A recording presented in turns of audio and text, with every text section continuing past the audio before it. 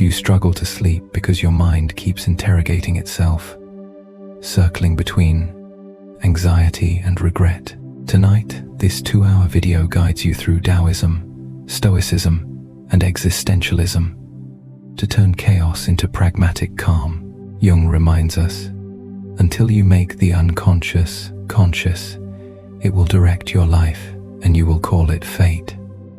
I will help you face the shadow, loosen emotional knots, and learn to let go without giving up. Close your eyes and breathe slowly. Philosophy will do the rest. In Jung's view, sleep is not merely the lights out of consciousness, but a door into the unconscious, where symbols, metaphors, and repressed memories quietly run our lives. When night falls, the ramparts of reason relax. The shadow steps forward and invites us to sign an honest pact. Either we look directly, or we keep being driven by impulses we cannot name. So before we speak of deep sleep techniques, we need a philosophy for peaceful sleep, a mental framework that stops the mind from judging, knows where to release, and returns to the basic rhythm of breath. Philosophy is not a sedative, but a safe scaffolding on which to lay down body and mind. As Epictetus reminds us, some things are in our control and others not. Once we learn to stay with the unconscious and soften before impermanence, we need a steady frame to support that newly forming calm. That frame is disciplined reason. Here, Stoicism enters like a skilled craftsman, installing for us a stabilizing structure, so the night is no longer swept away by storms of feeling. Now we enter part 2. Stoicism, the power of reason. Stoicism says many people lose, not because life is too harsh, but because they hand over inner sovereignty to what lies beyond control. The essence of Stoicism is wrapped in a simple, life-changing principle. Distinguish what can be grasped from what must be accepted. Epictetus opens the Enchiridion with, "Some things are in our control, and others not." Applied to nighttime, we see why insomnia springs from confusion. We try to control others' opinions, a project's outcome, and tomorrow's upheavals. We grip so hard the body forgets to breathe. Stoicism tells us to return those things to their rightful owner. What we can hold: our attitude, our judgments, our chosen responses, our breath, and our evening rituals. Each time we bring the mind back to the left column, the part within reach, the nervous system receives a safety signal. From safety, sleep has somewhere to land.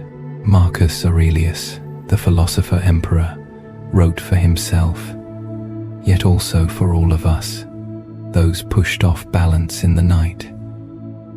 You have power over your mind, not outside events. Realize this, and you will find strength. This sentence oils the tense gears of the mind.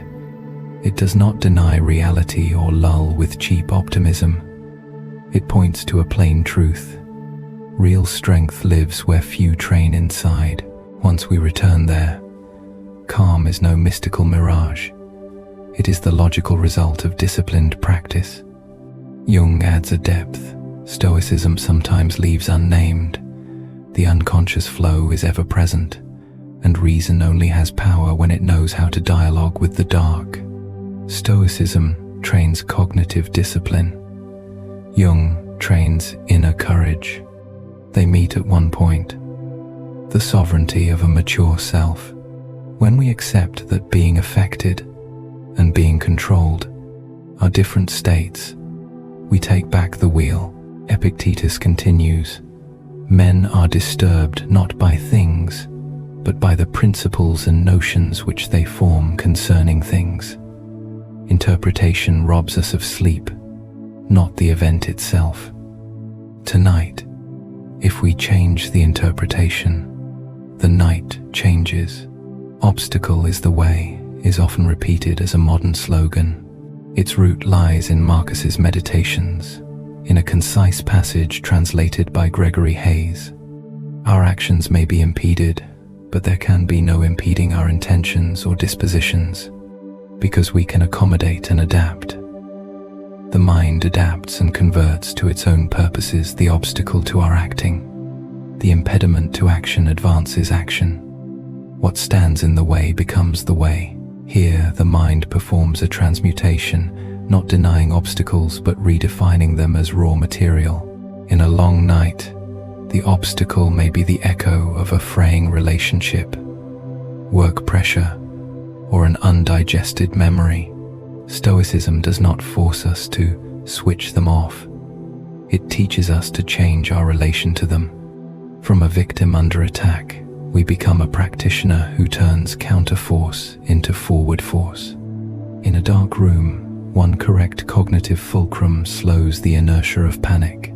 Seneca points straight at our habit of self-torment through worst-case reels. We suffer more often in imagination than in reality. At night, when reason's shell thins, imagination becomes a director with an infinite budget. It shoots faster, louder, sharper than daylight. Stoicism asks us to cut that budget, not by banning thought, but by disciplining it, an effective ritual. Write down the 3 worst scenarios that just flashed by, then counter-argue each with data. Ask, where is the evidence? What is the probability? What is the contingency plan? Each answer brings the brain back to the prefrontal regions where reason lives. As in Jungian therapy, we make the unconscious conscious, not rejecting fear, but naming it.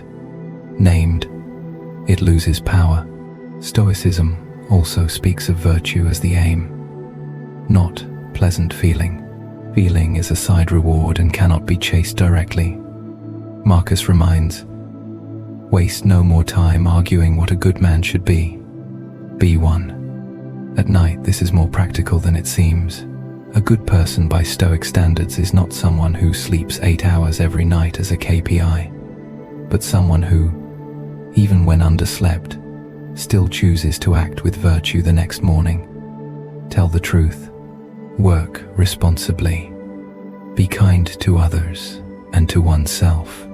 When virtue is the standard, we worry less about small fluctuations like a restless night. Feelings shift. Values steer. Amor fati. Love of fate is often attributed to Nietzsche, but its spirit beats with Stoicism. Marcus writes, love only what happens to you and is spun with the thread of your destiny.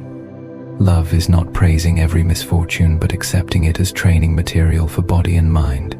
A sleepless night becomes a living lesson. The body is sounding an alarm. The rhythm of life needs adjustment. A relationship needs honest speech. A value needs protection. With such acceptance, we shift from resistance to collaboration. Reason stops acting as an emotional oppressor. It becomes the intelligent coordinator among our inner parts. Jung says, one does not become enlightened by imagining figures of light, but by making the darkness conscious. Placed beside Marcus's inner citadel, a fortress built from right habits, we see 2 paths converging on one center: self-mastery. The methods differ. Stoicism trains mindful cognition through discrimination and discipline. Jung trains courage through contact and integration. In nighttime practice, the 2 fuse. We both distinguish interpretation from event and listen to symbols, feelings, and resurfacing memories to understand the core needs beneath them. When needs are understood and reason keeps time, the body returns to safety, the only soil in which sleep takes root. Applied to modern knowledge work, a major temptation appears: using reason as a stick to whip oneself. That is an abuse of Stoicism. Stoic reason is not cruel severity, but humane clarity, clear about what is ours to do, humane about human limits. When Marcus writes, if you are distressed by anything external, The pain is not due to the thing itself, but to your estimate of it, and this you have the power to revoke at any moment. He hands back a revoke button for sovereignty. Revoke the faulty appraisal, not the feeling. Feelings deserve to be heard as data. Appraisals must be audited like algorithms. We do not repress sadness. We adjust the story sadness is attached to. At the technical level, Stoicism proposes a small sequence to train the muscle of reason. 1. Premeditatio malorum, foreseeing setbacks. Before sleep, instead of letting the brain improvise vague nightmares, we sketch 2 bad scenarios that might occur tomorrow and pre-write virtuous responses. If a deadline slips, I own it, ask for help, and reduce scope. If negative feedback comes, I thank them, extract data, and refuse self-indictment. This vents the imagination. 2. Negative visualization. Honor what we have by imagining its absence. Look at loved ones sleeping. Recognize we still get to be with them tonight, and feel gratitude. Gratitude is a silencer for the mind. 3. Evening review. Close the day with 3 questions. What did I do in line with virtue? What could I do better? How will I adjust tomorrow? No self-flagellation, only optimization. Repeated, these moves build an inner citadel that is quiet and strong. A keynote from Jung. Reason is strong only when it is not used to deny the dark. If we use reason to gaslight ourselves to negate inner experience, the body will revolt with insomnia. So we need a dual stance. Stoic in discrimination and action. Jungian in listening and integration. Concretely, when a painful memory surfaces at 2 a.m., do not command stop thinking. Note it. This is memory X. It triggers need. Y. Safety, recognition, love. Schedule it for daytime processing, writing, therapy, dialogue, then return to stoic practice. Breathe, release muscle tension, change self-talk. This dual order sends 2 messages. I see you, and now is not the time. The body recognizes we have both heart and reason. It loosens. Across life's breadth, Stoicism does not demand we become monuments. It asks for progress, not perfection. Marcus reminds us of the urgency of the present. Do not act as if you are going to live 10,000 years. Death hangs over you. While you live, while it is in your power, be good. Night air is a good space to recall this. We do not need to defeat fear forever. We only need tonight to choose one right act. Put the phone down early. Speak one kind sentence to ourselves. Forgive one small error. Tomorrow morning, choose one more right act. From small bricks we lay a road beyond the personal sphere. Stoicism helps us live among others without shattering. Marcus writes of common nature, our shared human fabric, as a reminder that we are not alone in turmoil. On some night, you look out a condo window and see thousands of squares flicker. Many people are awake like you. Stoicism says, do your part so tomorrow you are useful. Peaceful sleep is not a selfish goal. It is the base from which we serve better. The underslept struggle to keep virtue in collisions. The well-rested, rising to inner order, spread less aggression, less anxiety, less harm. Stoicism begins in the individual, but its fruit belongs to the collective. And if at times all this feels hard, remember philosophy's quiet leniency. Stoicism does not require you to be hard every hour. It allows you to be soft at the right time.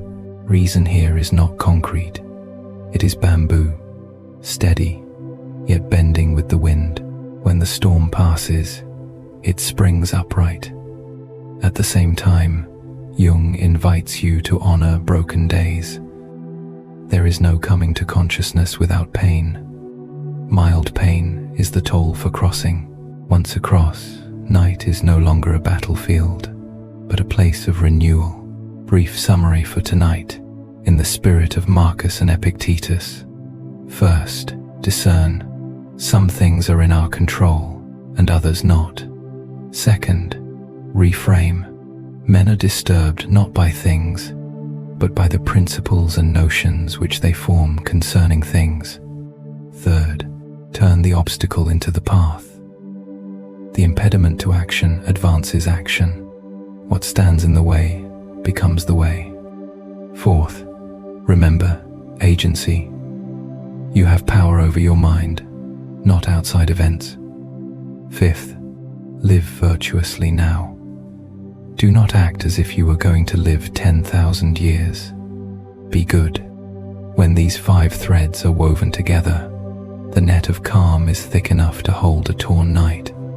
We no longer need to flee sleep nor force it. We do our part, then let the rest arrive on its own. That is when reason stops being a harsh controller and becomes a lucid companion, taking our hand through the night, steady and secure. When what must come does come, the one who chooses the battlefield within will lose less on the battlefield without. And Jung states plainly that the way home is not a shortcut strewn with roses. One does not become enlightened by imagining figures of light, but by making the darkness conscious. He also notes, awakening has a price, because there is no coming to consciousness without pain. Precisely because there is a price, peaceful sleep does not fall like a random grace.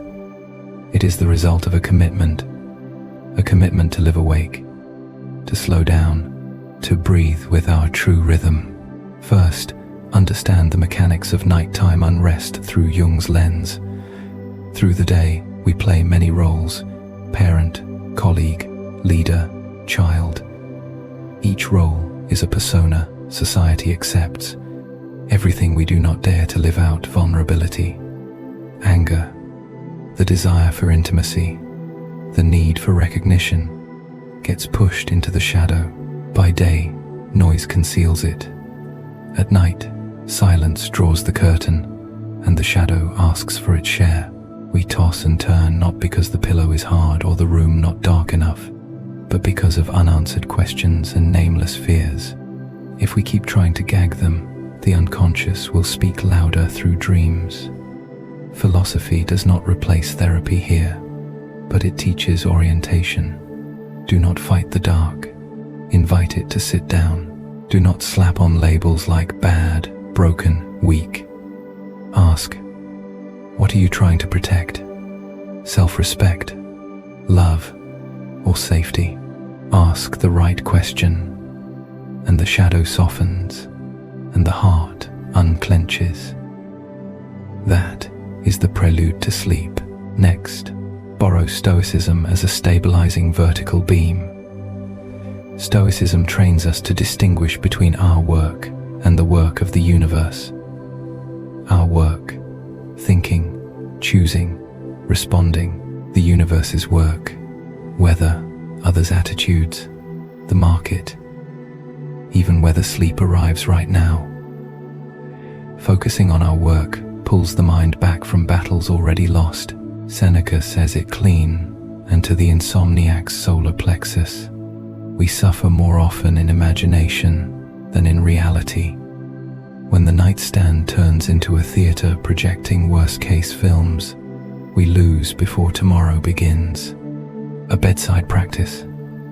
Draw 2 columns in the mind. Left column, within reach. Slow the breath. Release the jaw. Change self-talk. Right column, beyond reach. Project deadlines already set. Emails already sent. Other people's judgments. After a few breaths, the prefrontal cortex gets room to enter. The sympathetic system cools. No magic, only the discipline of returning. We sleep deep not because life suddenly lightens, but because we stop carrying what is not ours. Daoism gives us the supple horizontal beam. If Stoicism is a sturdy skeleton, the Tao is the flexible ligament. Laozi does not teach passivity. He teaches Wu Wei, stop forcing flows that need time to self-regulate. For sleep, Wu Wei means reducing resistance in the body. Do not try to sleep. Set conditions so sleep comes on its own. Which conditions? Low stimulation, little blue light, soft breathing, a consenting mind. Laozi's image becomes a compass for a life posture. Do you have the patience to wait till your mud settles and the water is clear? A quiet night is a pond after rain, while the silt is still suspended. The more you stir, the murkier it gets. The more you demand to sleep now, the cloudier the water. Softness is not weakness. It is energy-wise intelligence that hands back to the body its native power of repair.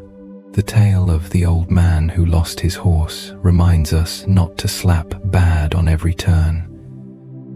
Sleepless tonight. Perhaps it points to a knot that needs untying.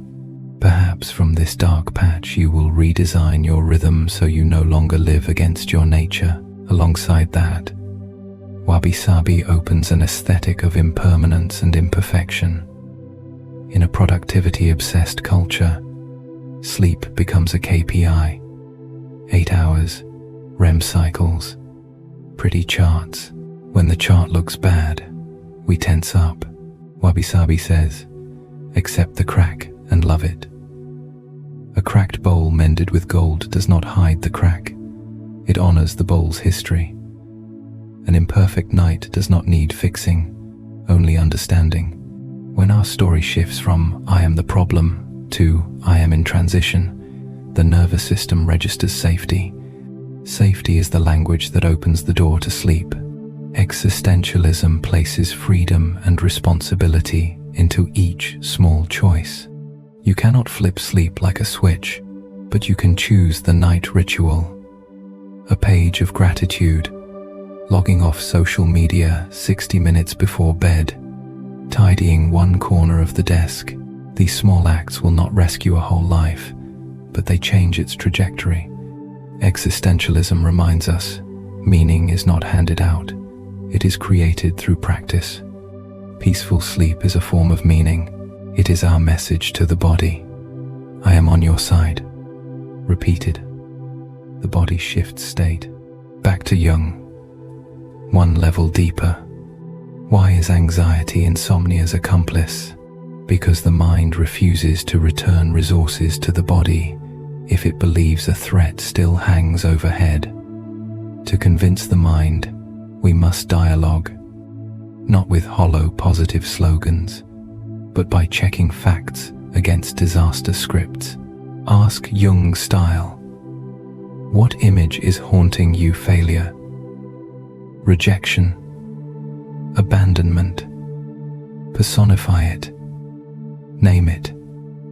Once the image is seen, vagueness withdraws and the body can lay down arms to sleep.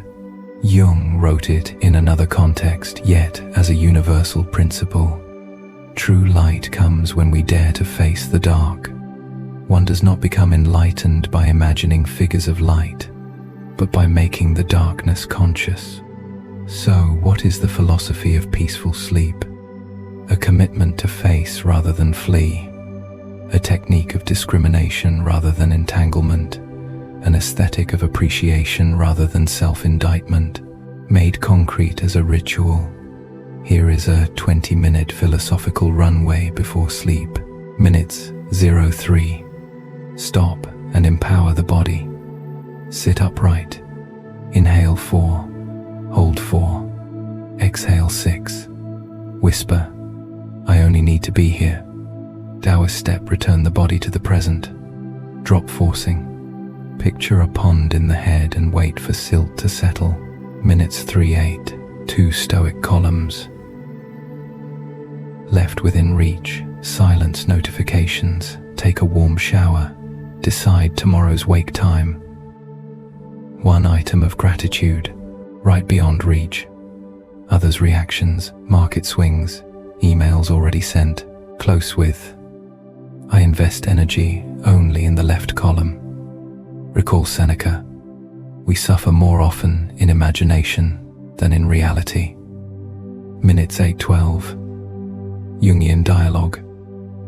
Jot briefly. What scares me most right now? What is it trying to protect? What small action can I take tomorrow to care for that need? Choose one action. When done, fold the notebook as a seal, handing the worry to tomorrow me. Minutes 12:16. Wabi-sabi for the room. Dim the lights. Keep one warm source. Adjust the pillow not to perfect, but to honor the body. Look at a crack on the table and note, everything lives and changes. Take one breath. Minutes 16:20. Slow chant to close. Murmur Lao-Tzu's line as a mantra. Do you have the patience to wait till your mud settles and the water is clear? Release the jaw. Drop the shoulders. Feel the heart rate ease. Do not force sleep. Just stay with the body. Many will ask, what if it's late and my brain is still running? Return to Stoicism. We do not control when sleep arrives, but we control our practice. Repeated nightly, the brain learns the cue. This sequence equals safety. The nervous system is a muscle. Train it, and it strengthens. At first, you may soften only 10%, but 10% is a biological delta. It is enough to avoid the panic spiral. The next day, you can say, I did not abandon myself. That stance is existential meaning in small acts. Others ask, does philosophy make life less harsh? No. Philosophy does not fix the world. It calibrates the inner ruler so the world does not break us. As Jung reminds us, awakening is a process with a price. But in return, we reclaim authorship and stop letting the unconscious steer us at random. There is no coming to consciousness without pain. Precisely this mild pain, seen and named, becomes a balm for the psyche. We no longer need to dream gigantic dreams to escape reality. We are brave enough to sleep. Sleep as a way of trusting that the universe keeps running when we briefly take our hands off the wheel. Some misconceptions to clear. First, Wu Wei is not doing nothing. Wu Wei is not doing what is against nature, turning off the phone, closing the laptop, breathing with awareness that is far more action than doom scrolling to exhaustion. Second, Stoicism is not numbness. It is the intelligence that channels emotion to the right place. You can be gentle with yourself and still keep principles. Third, Wabi-sabi does not endorse dropping standards. It invites us to see standards as a flexible curve, not a metal straight edge. Lastly, Jung does not encourage wallowing in the dark. He invites dialogue for integration, reconciliation, not exclusion. If you want a compact map to carry in your head, remember 3 axes. Axis 1, discriminate. Some things are in our control and others not. Each time the mind runs, pass through this gate. If it is beyond reach, letting go is not failure. Letting go is strategy. Axis 2, accept. Do you have the patience to wait till your mud settles and the water is clear? Acceptance is not folding your arms. It is stopping the stirring, so the water clears itself. Axis 3, integrate. One does not become enlightened by imagining figures of light, but by making the darkness conscious. Do not flee the dark part. Invite it to speak. Once it speaks, it gentles. Within this frame, a sleepless night is no longer an indictment. It is biological feedback that we are overloaded, changing seasons, growing up. We do not judge a tree when it sheds leaves. We should not judge ourselves for a restless night. The only task is to return to practice. Gradually, we build a habit of peace. Each night, one ritual. Each ritual, one message. Each message, one safety circuit. Then sleep comes like a bird to the shoulder. Not because we chase it, but because we become the kind of person it trusts.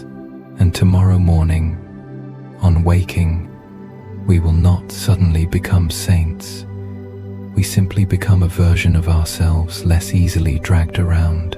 We will still meet difficult people, urgent emails, bad news, but instead of switching to alarm mode, we choose a deliberate response.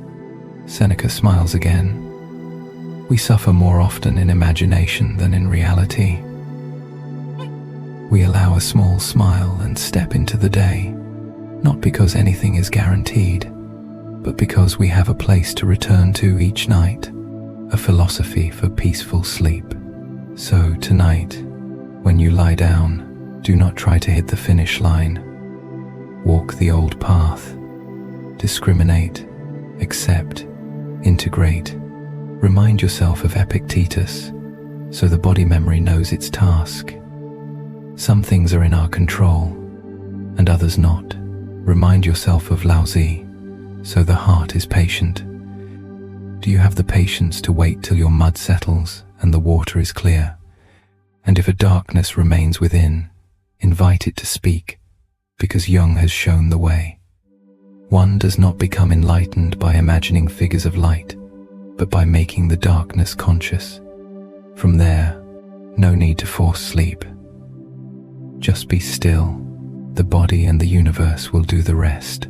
After fortifying the inner citadel with Stoic cognitive discipline, we notice another force quietly holding calm together, the natural rhythm that envelops us before any intention. Reason is good at drawing boundaries, but for the mind to truly rest, we must learn the art of releasing force, letting ourselves move with life's rhythm. Here, Daoism enters like a gentle current and teaches with rather than against, following rather than clutching. We enter part 3. Daoism, flow with nature. Daoism starts from a basic intuition. Life has its own order, deeper and wider than personal schemes. Laozi opens with a wake-up call. The Tao that can be told is not the eternal Tao. When we try to box life with concepts, plans, and control, we often lose what is alive. In spirit, Wu Wei does not mean do nothing, but do nothing against nature. Do not force the flow to bend to our will when it is already finding a steadier way than we imagine. In knightly psychology, Wu Wei is knowing when to stop. Stop stirring when the silt has not settled. Stop chasing sleep as a KPI. Stop saving yourself with more doing when the body needs rest. This is not passivity. It is force economizing wisdom. Laozi illustrates Wu Wei with an unforgettable image. Do you have the patience to wait till your mud settles and the water is clear? The question pierces the era's impatience. We want calm now, deep sleep now, a permanent fix now. But the pond needs time for silt to drop. So does the body. The nervous system does not flip to safe because we command it. It receives safety from slow breath, warm light, and kinder self-talk. Patience in Daoism is not rigid stillness. It is the alert recognition that some processes only unfold when we intervene less. The tale of the old man who lost his horse, Sai Weng lost his horse, vividly shows the wisdom of no hasty labeling. Today the horse is gone. Neighbors sigh, bad luck. He replies, perhaps good. The horse returns with fine companions. They cheer, good luck. He stays calm, perhaps bad. His son falls and breaks a leg. Bad luck, they say. He answers, perhaps good. And when conscription comes, the son remains at home because of that broken leg. The story does not promote detachment from life. but warns against the reflex to label instantly. The mind often errs. It mistakes the foreground for the whole, a twist for a verdict. Daoism asks us to give time a chance. Time, like water, can rearrange meaning. When we stop hasty labels, the mind vibrates less. From less vibration, we sleep. In sleep, the body repairs cracks that daylight reason cannot reach. In the Taoist stream, water is the central metaphor. Nothing in the world is softer and weaker than water. Yet, for attacking the hard, the unyielding, nothing can surpass it. Water's strength is not hardness, but softness, not in instant victory, but in steady pervasion, seeping, holding, and gradually wearing down the sharpest edges. A mind that learns from water no longer forces emotions to disappear, but lets them flow through. We do not deny anger or sadness, we simply do not let them take over. Applied to sleep, we do not demand a blank mind. We let thoughts drift like clouds and refrain from clinging to any one cloud. The paradox is simple. When we stop chasing the clouds away, the sky opens on its own. If Stoicism trains the left column, what lies within reach? Daoism points to a deeper truth. Most wholesome rhythms of life arise from what needs no control. The breath is programmed to rebalance when we stop interfering. Sleep arrives on its own when the body feels safe. Wu Wei is therefore the art of conditions. We do not make sleep. We make conditions for sleep. We turn off screens early, bathe warm, lower the lights, write one line of gratitude, tidy a small corner, then take our hands off. In Jung's terms, that is the moment we stop forcing the ego and let the unconscious do its work. Cleaning, repairing, integrating. Unlike Stoicism, Daoism does not emphasize will. Daoism emphasizes trust. Trust in life's self-healing when we step aside. Daoism also teaches a key cognitive habit. Instead of pursuing perfection, we choose harmony. Harmony is not compromise with the bad. It is the fit between inner life, body, context, and timing. A decision right for today can be wrong next month. A work rhythm that fit at 25 can become a burden at 40. He who knows others is wise. He who knows himself is enlightened. Knowing others helps us cooperate. Knowing ourselves helps us live in accord. Knowing yourself in the Taoist spirit is not just listing strengths and weaknesses. It is the sensitivity to hear the body's subtle signals, when to step back, when to advance, when to speak, when to keep silent. This refinement does not come from adding more input, but from reducing noise, a common misconception. Daoism urges the renunciation of ambition. In truth, Daoism advises us to reduce delusion around ambition. We still carry goals, but we do not equate the self with them. We still strive, but not with the strained rigidity that snaps mental fibers. Lao Tzu reminds us, if you realize that you have enough, you are truly rich. The sense of enough does not kill creativity. It frees it from the fear of lack.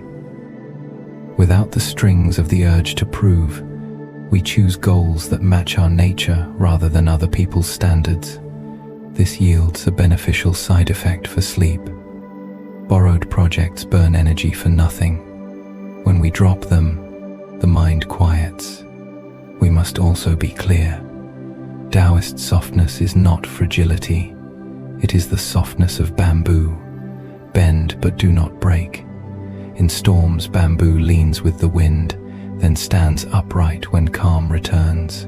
In adversity, a Taoist stance helps us keep the spine of dignity without bracing. When nothing is done, nothing is left undone. Another rendering says, practice not doing, and everything will fall into place. When we stop forcing the world to fit our will, the right pieces find each other. Not magic, the natural consequence of removing misplaced resistance. In psychotherapy, some processes emerge only when the therapist knows how to step back. Therapists do not heal clients. They create a space that is safe, patient, and non-judgmental, where clients can hear their own voice. Daoism works the same way within us. At night, when the mind is noisy, try not doing in 3 layers. No added stimulation, no forced thinking, no forcing yourself to be better right now. Instead, set sufficient conditions. Warm shower, long exhale, short writing, warm amber light, steady music. When the space is safe, the deeper part buried under daytime pressure rises to arrange itself. Night becomes a natural therapy room where our only role is witness. The tale of the old man who lost his horse gives us a strategic principle. Delay judgment to conserve energy for right action. Hasty labeling wastes fuel. Tonight, instead of stamping, "I'm broken because I'm sleepless," say, "This is a signal." A signal of what? Perhaps blood sugar is heavy and needs a lighter diet. Perhaps a relationship needs honest speech. Perhaps a goal no longer fits. When we turn a sleepless night into data, we change position from passive suffering to active learning. The soft overcomes the hard. The weak overcomes the strong. Our softness, the capacity to listen, overcomes hardness. The habit of judgment exactly here. Set Daoism beside Jung and a key intersection appears. Both trust the wisdom of a deep ground. For Jung, the unconscious holds archetypal images that guide our maturation if we dare listen. For Daoism, the Tao, the natural order, leads us to harmony if we consent to follow. Both require the I to step down from center stage. Both see peace not as the product of willful suppression, but of attunement. The difference is language. In Jung's terms, when we stop forcing and shift to witnessing, the inner fragments gain a chance to integrate. In Taoist terms, when we stop stirring, the water clears on its own. In modern life, going with nature must become concrete, not vague. Translated into nightly rituals. 1. Settling the silt ritual. 10 minutes. Power down all screens. 60 minutes before sleep. Sit still. Inhale 4. Exhale 6 for 3 minutes. Hand on chest. Ask silently, what in me needs to be heard? No verbal answer needed. Just register sensations. Then write 3 lines. 1 gratitude, 1 thing to release today, 1 gentle action for tomorrow morning. Fold the notebook, drop the shoulders. 2. Soft water ritual. Take a warm shower for 5-7 minutes as an act of respect for the body. As water flows, whisper the Taoist line. Nothing in the world is softer and weaker than water, yet for attacking the hard, nothing can surpass it. Picture the water washing off the day's dust, comparisons, verdicts, stuckness. 3. No label ritual. When a negative thought surfaces, do not rush to call it bad. Give it a neutral name. Thought A is arriving. Ask softly, what are you trying to protect?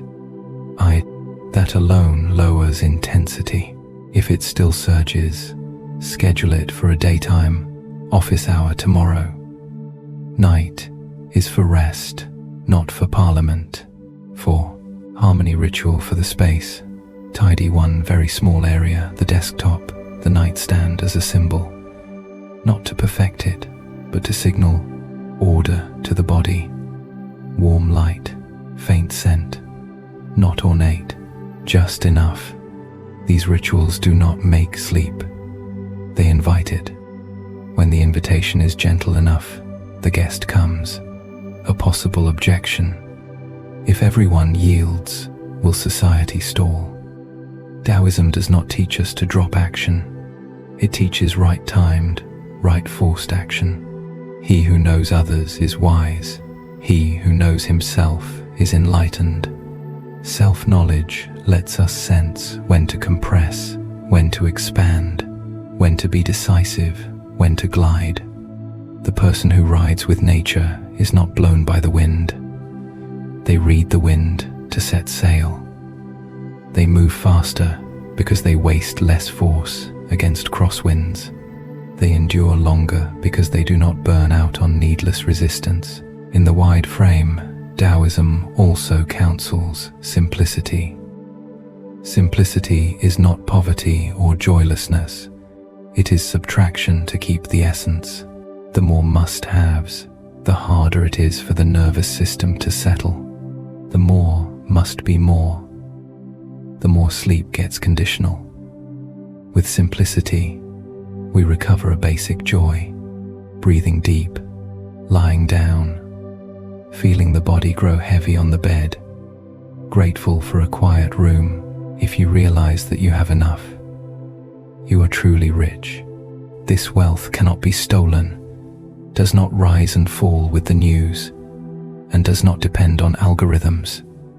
It resides in each person's capacity to know enough. To close part 3, weave 3 threads into tonight's practice. 1. Remember Laozi's opening. The Tao that can be told is not the eternal Tao. Do not try to think peace into existence. Let peace take shape in the space you create. 2. Practice patience with the inner pond. Do you have the patience to wait till your mud settles and the water is clear? Give the silt time to drop. Do not stir from impatience. 3. Trust water's softness. Nothing in the world is softer and weaker than water. Yet for attacking the hard, the unyielding, nothing can surpass it. Choose softness at the right time and you will go farther than any momentary hardness. From Stoicism we learn to place our hands on the right part of the wheel. From Daoism we learn to loosen the grip when the road is already leading us. The two do not conflict. They complement like bone and water. Bone holds form, water gives life. When they meet, night stops being a battlefield and becomes a place of renewal. You do not need to conquer sleep. You only need to stop being its enemy. And as your eyes close, you may let a line drift across your lips. Not a spell, but a reminder of a primal trust. There is a gentle order beneath everything. When we stop forcing, it reveals itself. When we stop fearing, peace arrives. Once we learn to flow and stop stirring the inner pond, we notice the surface is not perfectly flat. It ripples, reflects, shows the dark patches of clouds and time. Here we step from Daoism to wabi-sabi and existentialism. Instead of demanding flawless calm, we honor the cracks and create meaning from what is unfinished. Wabi-sabi is not a decor style but a way of sensing life. It teaches us to see things as they unfold. In progress, aging, changing with light and use. Leonard Cohen puts its essence briefly. Wabi-sabi is a beauty of things imperfect, impermanent, and incomplete. This frees us from the obsession with must be finished, must be new, must fit the mold, which tightens the nervous system. When a porcelain bowl with a chipped rim is mended with gold, kintsugi does not hide the flaw. It makes the bowl's history the focus. So it is with us. There are cracks in our biography, edges we cannot sand smooth.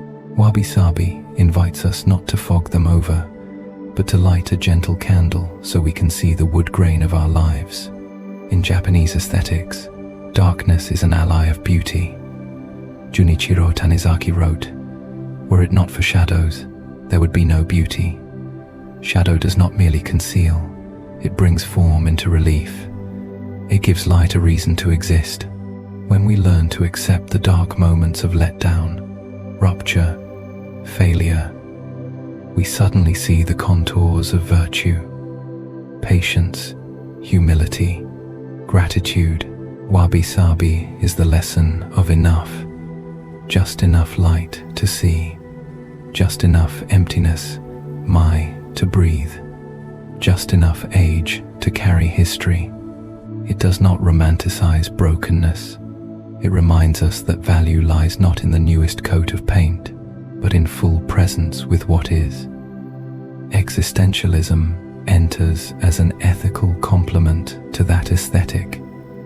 We do not only love the cracks, we decide what to do with them. Jean-Paul Sartre is blunt. Man is condemned to be free. We always have a choice, even when circumstances constrain. That freedom is not sweet. It carries responsibility. Each morning, facing unfinished pieces of life, we must choose the story we will tell today. Existential freedom does not demand repainting the entire canvas at once. It asks for one deliberate brushstroke within reach, pouring tea more slowly, replying to an email with kindness instead of defensiveness, leaving a pocket of silence to breathe before speaking. Each is an act that creates meaning.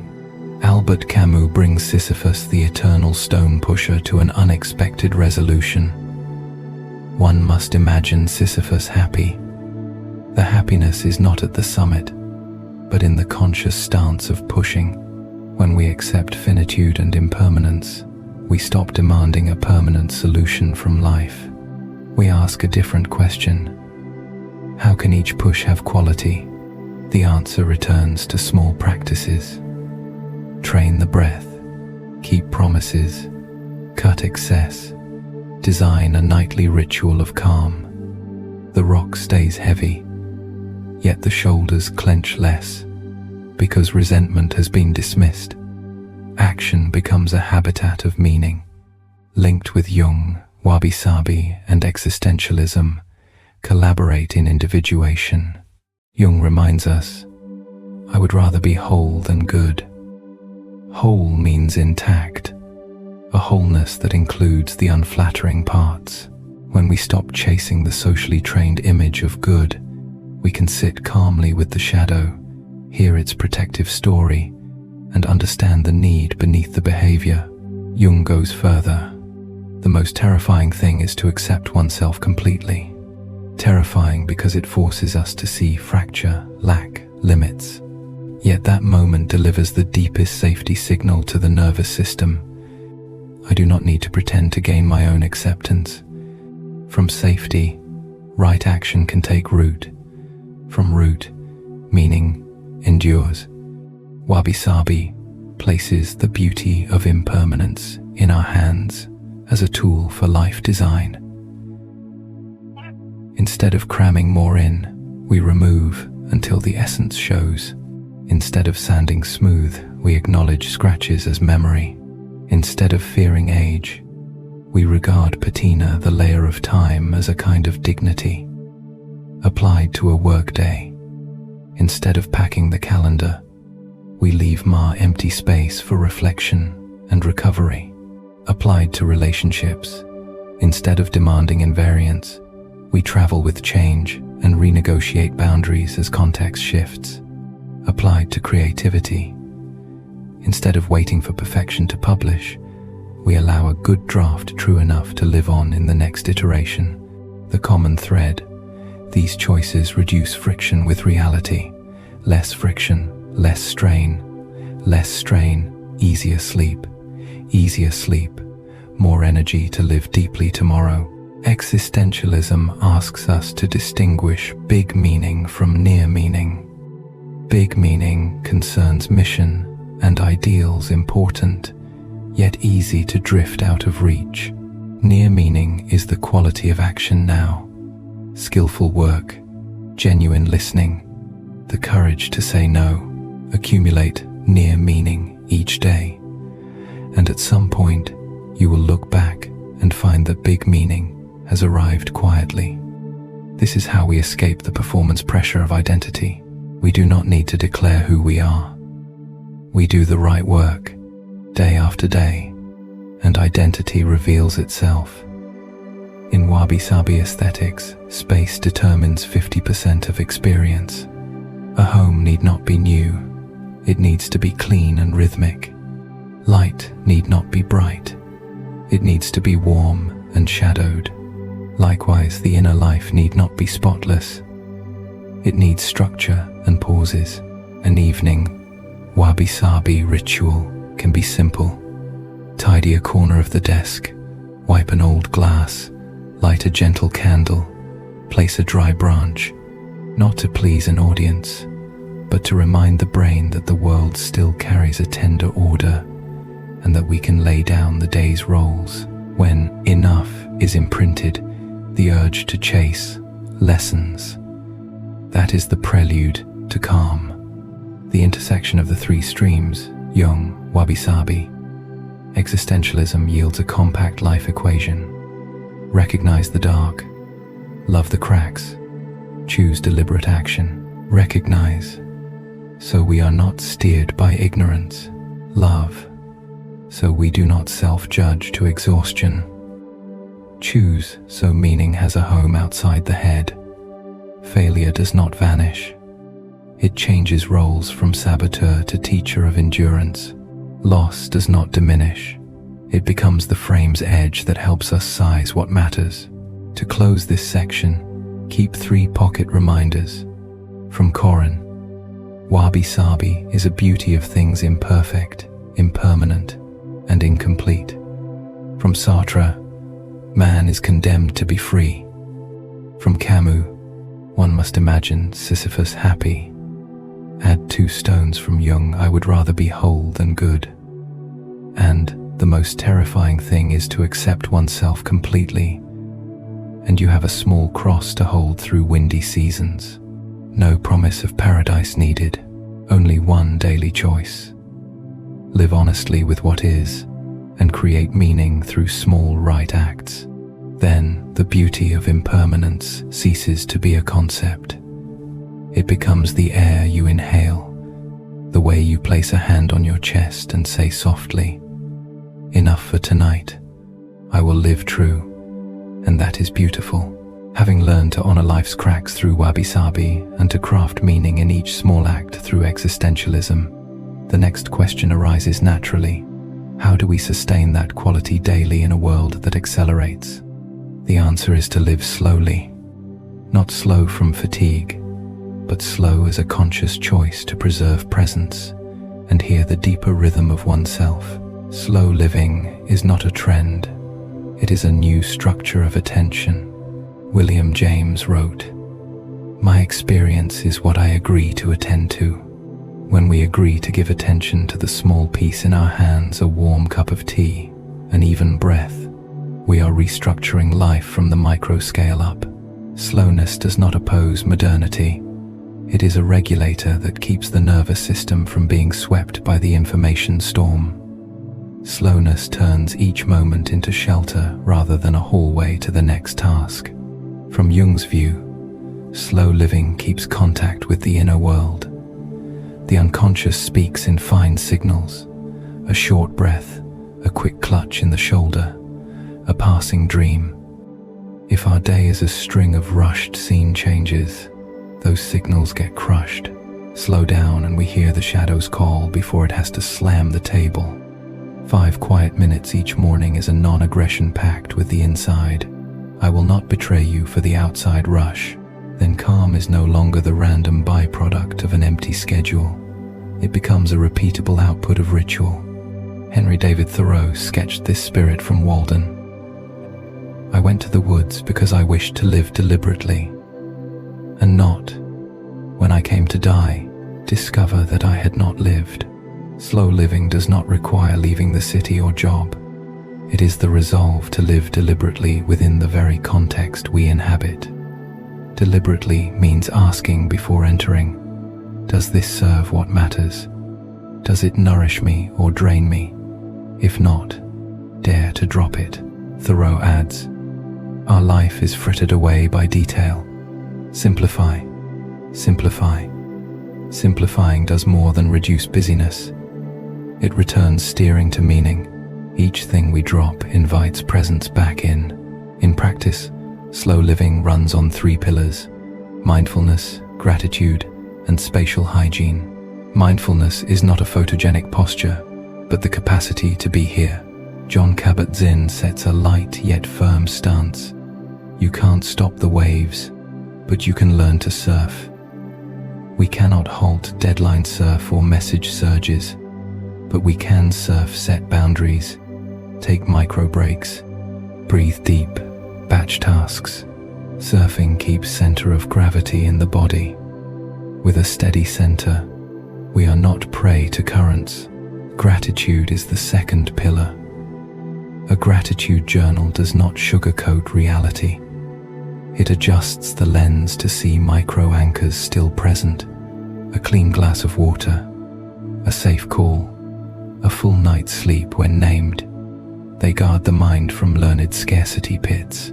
The third pillar, spatial hygiene, is wabi-sabi moving into the sleeves. Wipe a surface, fold a blanket, light a candle.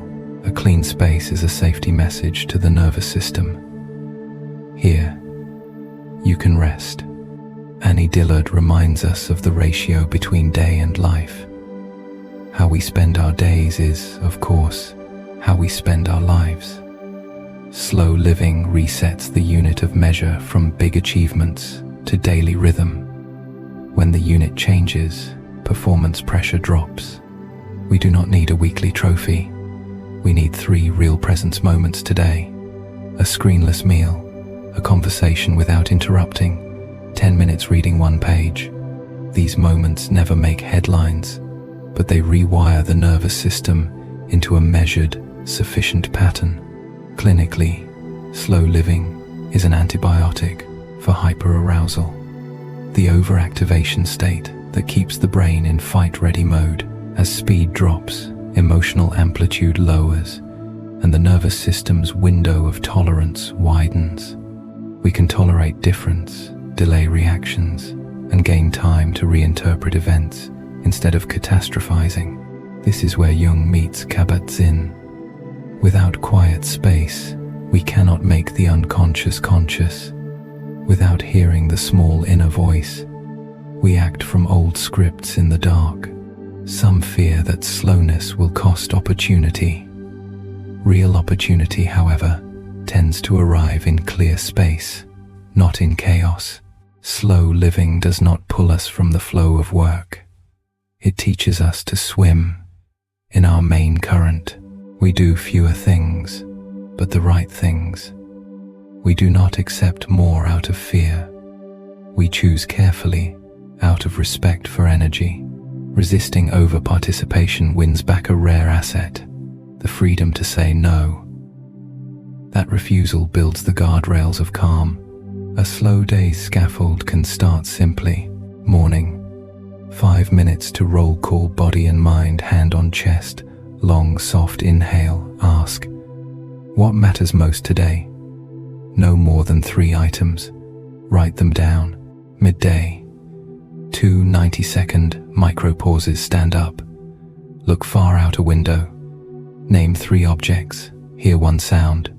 Feel 1 point of contact. Pull the mind out of the vortex. Afternoon. 1 act of gratitude. Send a short thank you text or write 1 line. Today, I'm grateful for. Evening. A dim down ritual. Lower light. Put devices away. Tidy a corner. Read a few pages. Not perfect, just consistent. The philosophy under slow living is acceptance of impermanence. When we grasp that everything is temporary and only the present is real, Craving drops and anger cools. We stop fighting time's flow and start dancing with it. Thoreau gives the motto, simplify, simplify, T.S.